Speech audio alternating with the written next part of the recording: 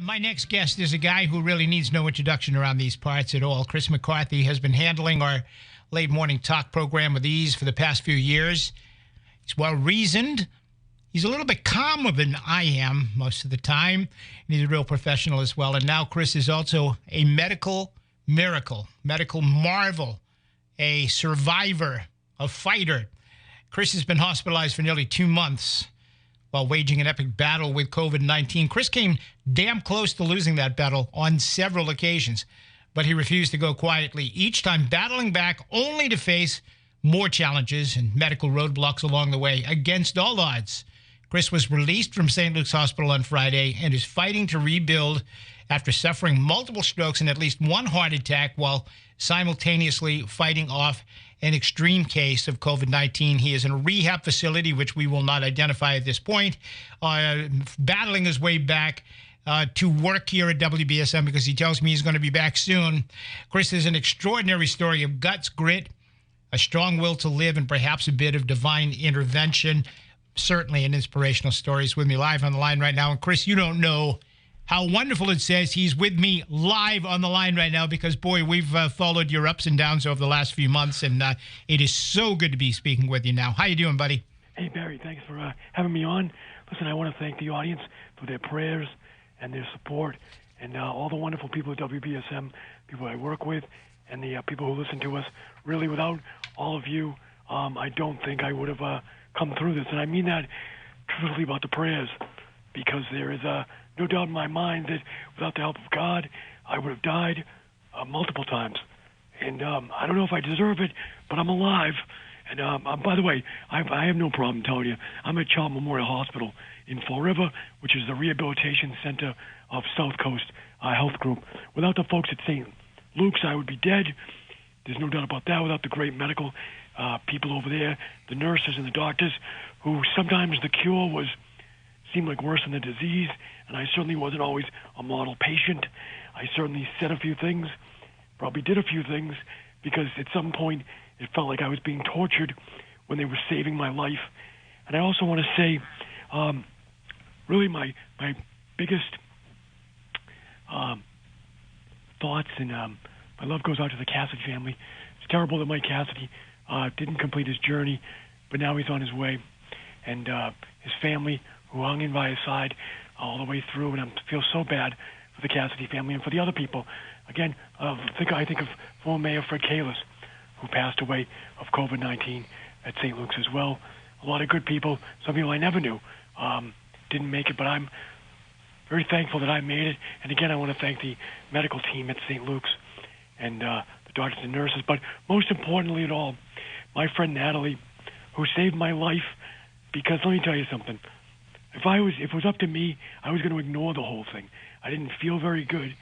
She made me go get a test for COVID-19, and then the results came back. Always listen to a woman, right? Because they know what they're Let's start. I want to start, Chris, and have you walk us through the whole process. But first of all, for those who might be listening right now, might be a little bit alarmed by the sound of your voice because they're used to hearing your radio voice and everything else. What happened to your voice, and do you expect to get it back the way it was before? I do expect to get it back.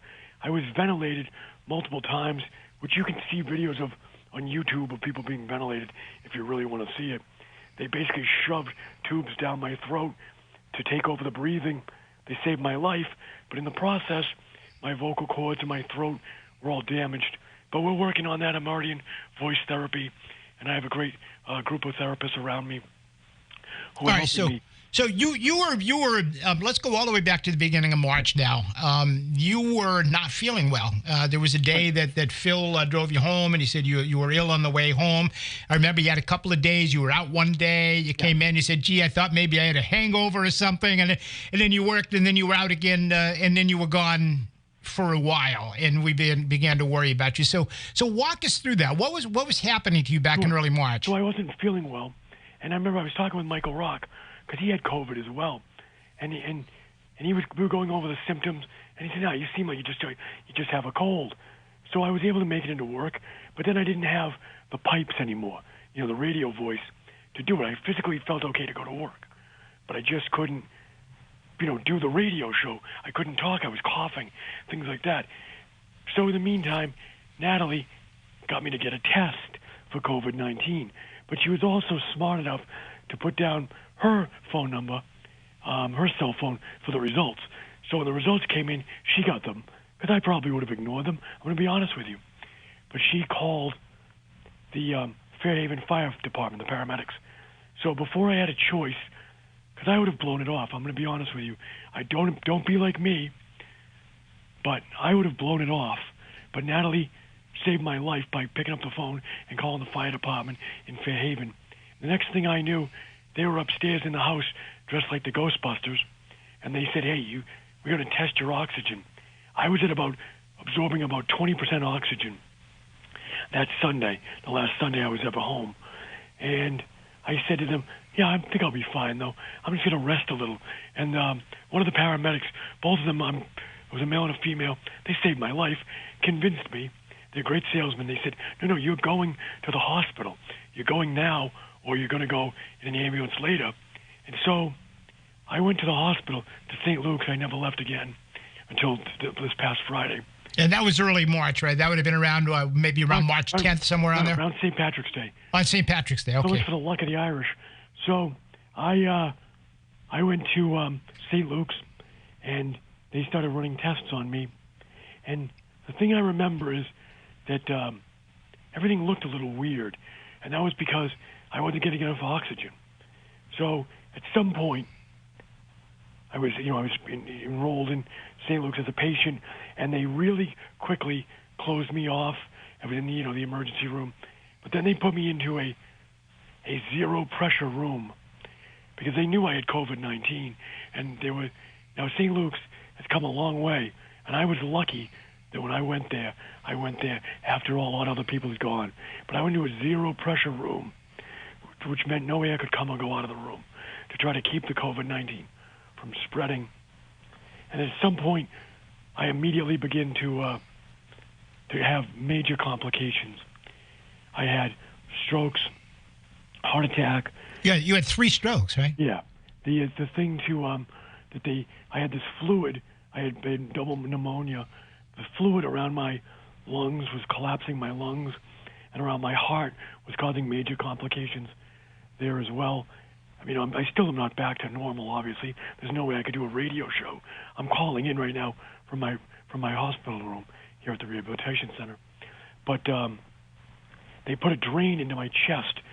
This is a fun experience I would advise no one to have. 3 doctors pounded a tube into my chest to create a drain so the fluid around my lungs and heart could drain out. Here's what I remember about it. The doctor saying to me, you want some more morphine? And I thought that was probably enough already at that point. But I had no idea. It's really painful when they break into your rib cage with a pipe, to drain fluid out. So I said to him, yeah, no, I think I've had enough. And he just said to me, hey, kid, the bar's never closed here. Right? That was how he referred to it as. The bar's never closed. As they kept pumping me full of morphine to help me breathe and I think to keep me conscious. So that was just one of the operations that I remember. And it was done in a hospital bed. It wasn't done in an operating room. It was done in a hospital bed immediately just to save my life. So you literally were at the end of your life at least 3 times, right? Oh, at least multiple times, yeah. So I will tell you this. There were times, I'll be honest with you, there were times I gave up. But fortunately I didn't give up totally. All I thought about was that my mother and father had already passed away, aren't around. And I know this isn't realistic, but to make another Chris, this was it. It was either I was going to fight to the end, or that was it. It was over. And I will tell you this. I felt the presence of Mother Teresa, who I met years ago in New Bedford. People can think I'm crazy, but there's no doubt about me. She went along with the ride for me. I also remember, for instance, my friend Natalie, as I begged her to take me home, to take me out of there through the window of the ICU. I remember lots of and I can't remember everybody, and I'm not going to recall everybody, so please, nobody have hurt feelings. And those of you who reached out to me, I appreciate it, I really do. But I will tell you that I thought I was going to die, and I did die, I think, probably, technically, a couple times. But the folks at St. Luke's kept me alive, and I remember one time talking to the doctor and saying I'm dead, And he said, "You don't look dead to me, right? You don't look dead to me," because I couldn't take the cure anymore. One of the things they did, and I may have it not completely accurate, but they pumped hundreds of liters of hot, dry air into my lungs to try to rehabilitate my lungs so that they would begin to absorb oxygen again, because I wasn't absorbing oxygen. By the way, I was on oxygen, the kind you see people on.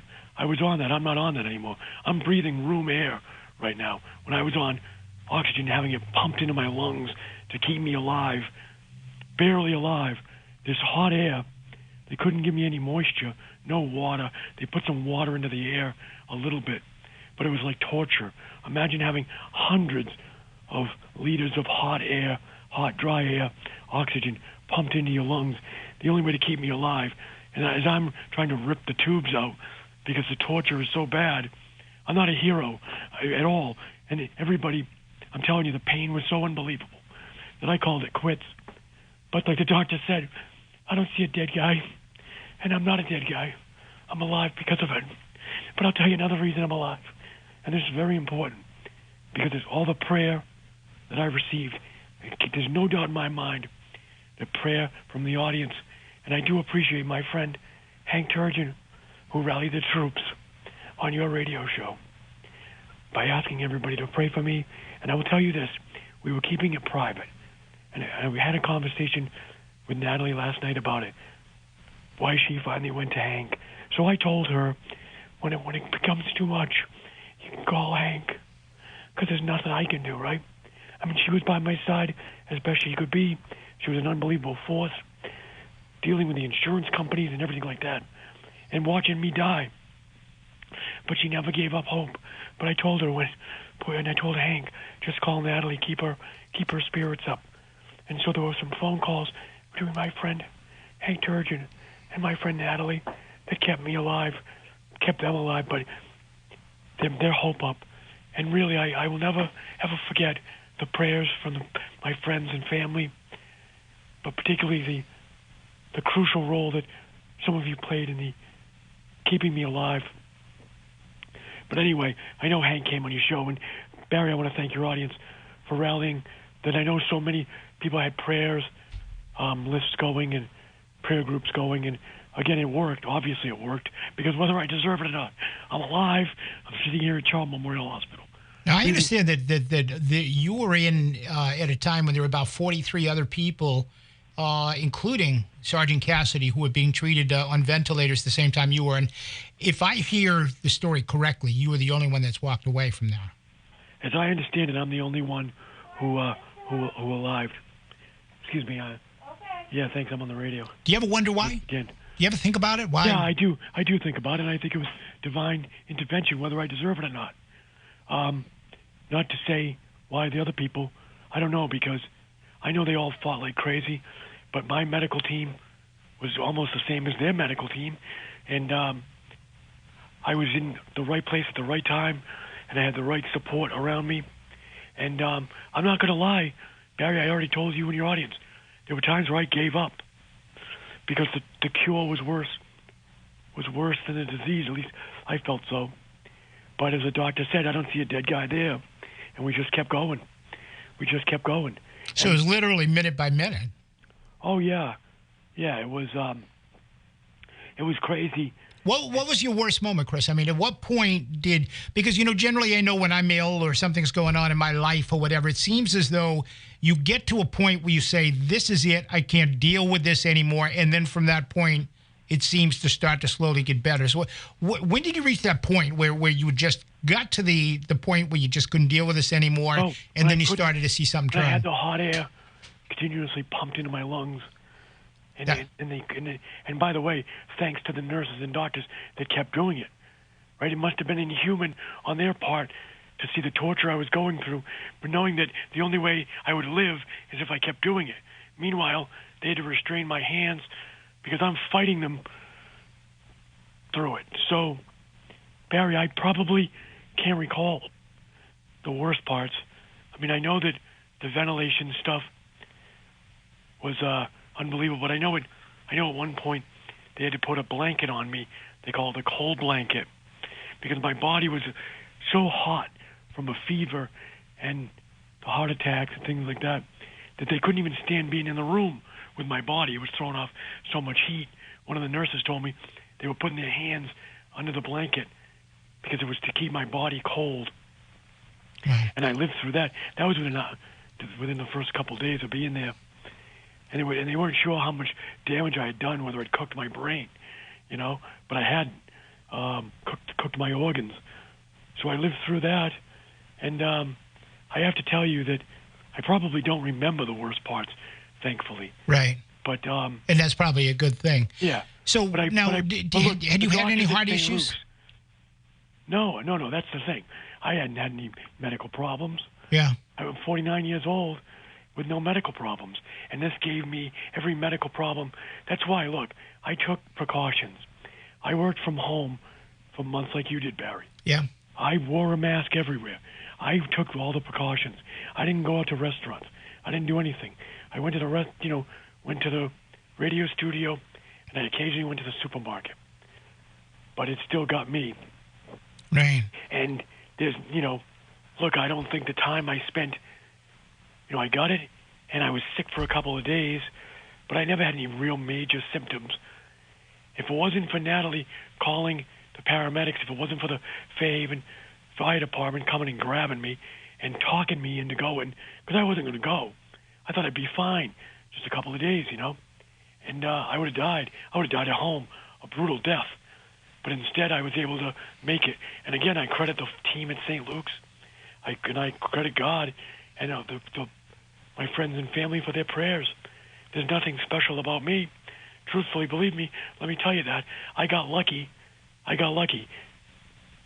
So, when you talk about, first of all, okay, so you've suffered 3 strokes, you had a heart attack. Obviously, there's damage associated with the strokes and with a heart attack. But you told me yesterday that the doctors are optimistic that you're going to make a full recovery from this. Yes, yeah. I mean, I'm in a rehabilitation center now. I was up doing physical therapy this morning. I was doing speech therapy. I was doing occupational therapy. I'm doing everything. I mean, I'm talking to you on the radio. Now, look, let's be very honest.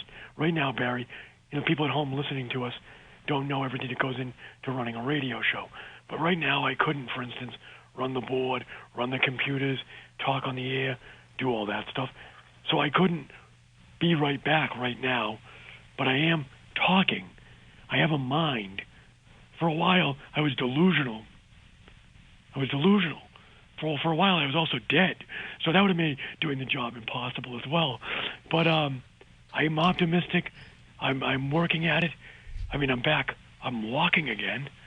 That's a big deal. I lost my ability to walk. I lost my ability to breathe real oxygen, without being on a machine. But I've gotten all that back in a relatively, I was in St. Luke's for over 50 days. And there's no doubt in my mind they saved my life.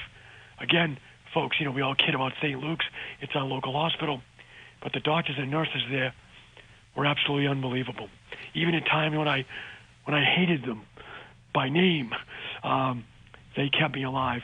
The cure was incredibly painful at times. Felt like I was dying, and I was. But it felt torturous. And you did. I mean, you did, right? I mean, they had to restrain my hands. Yeah. But, look, I mean, I get tired very easily now. Yeah. But... And because of that, I'm not going to keep you anymore. But I just want to, with all of the debate, I asked you this yesterday on the phone, but with all of the debate out there about should I or shouldn't I get a vaccination or be vaccinated or get the vaccine, what would you advise people? Look, I'm not going to tell people what to do, but there's one way to become immune from the disease, as I can tell, that you can run the course I ran, and you might be lucky like me. You might be tough, whatever. You might have a good medical team.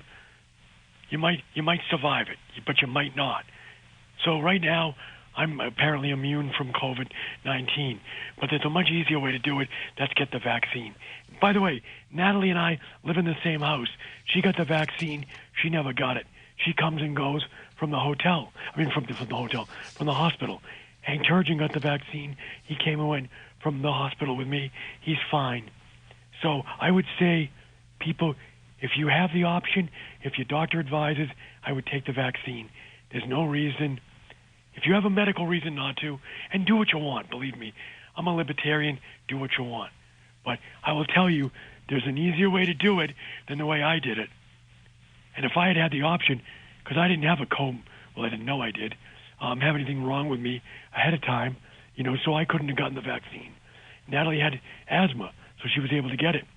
So look, go out there, get the vaccine. If you're able to get it, I would get it.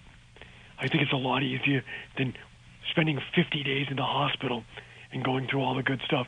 Look, I've got great stories, and I've actually got, I know who my friends are, and there's a lot of them out there, and there's more to thank, and I don't have time to thank everyone today, but I do want to, again, let's remember Officer Cassidy. He's awake today, a wake I will not be able to attend. He'll be buried tomorrow. But let's remember something. That's a legitimate hero. He was a hero before he died of COVID-19. He put up a hell of a fight. His family put up a hell of a fight with him. But let's remember this. Police officers are human beings. And let's treat them that way, right? Because we're burying a human being. We're waking a human being tonight. We're burying a human being tomorrow. A fine New Bedford police officer. And he's no different than the other police officers who will remain on duty, serving and protecting the citizens of New Bedford and the citizens of South Coast in his absence. So let's remember that. Let's treat them all with a little more respect, maybe, than they've been getting lately. All right? So, listen, with that, Barry, thank you for letting me come on your program. You go and rest yourself. Chris McCarthy, we look forward to the day that you're back here with us. I love you, buddy. I've known you for a couple of decades at least now, and we're rooting for you. You got legions of fans out there who text me and call me and email me asking me how you're doing, and I'm so glad that you were able to come on the air today and address them and tell your story. I can't wait to read the book about it because I know one will be written, and it should be written. And just to take care, let us know what we can do to make life easier for you and Natalie. Well, look, I'm here at Child Memorial Hospital, and I'm starting to put my life back together. So I appreciate it. I look forward to, at some point, when the doctors clear me and everything else gets worked out, to being back on the air. But in the meantime, this will do. Well, thank you, Barry. Love you. Thank you so much. Don't rush, because your seat's always going to be here. We're just keeping it warm for you. Thank you, and I love everybody in the audience. I appreciate the time.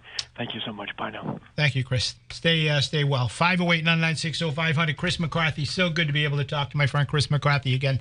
What do you think? We're going to come back. This is serious business, right? It's COVID stuff. Quite a story. We'll get your reaction on the other side. 508-996-0500. Stay tuned.